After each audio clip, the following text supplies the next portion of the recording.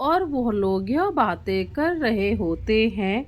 यह जो विशाल पेड़ है, इसकी छाल से जो भी अंधा या गूंगा व्यक्ति होगा, वह इस पेड़ की छाल से रस निकाल कर अगर वह पी जाएगा तो उसका अंधापन या फिर गूंगापन खत्म हो जाएगा।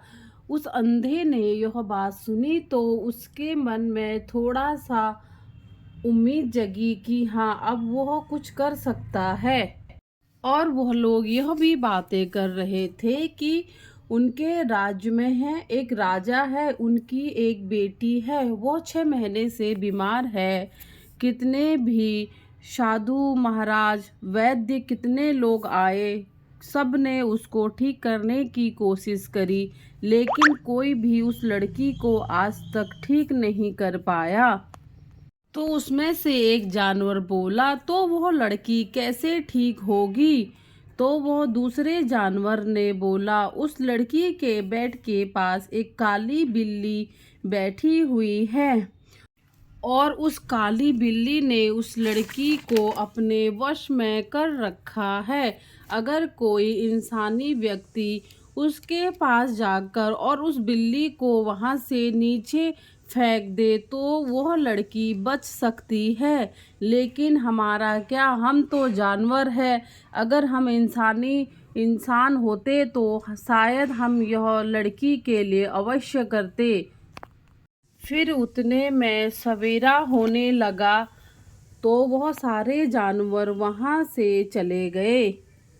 जैसे ही उन जानवरों को जाते देखा तो वह लड़के ने अपना चाकू निकाला और उस पेड़ की खाल से जो वह रस था उसने अपनी आंखों में डाला तो लड़के का अंधापन खत्म हो गया।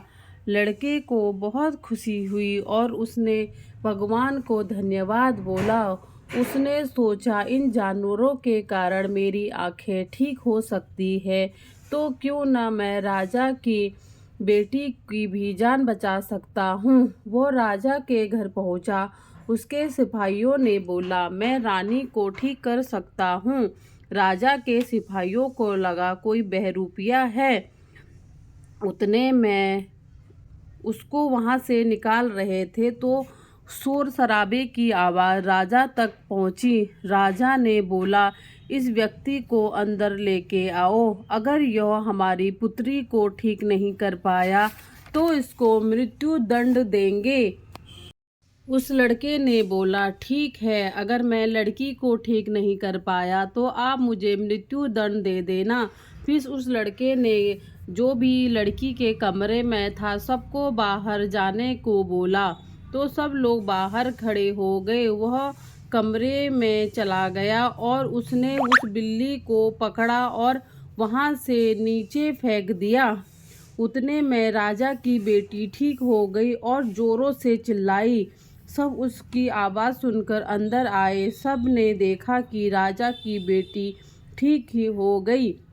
राजा ने उस लड़के को बोला, अगर तुम मेरी बेटी को ठीक कर सकते हो तो तुम मेरी बेटी का जिंदगी भर का ख्याल भी रख सकते हो।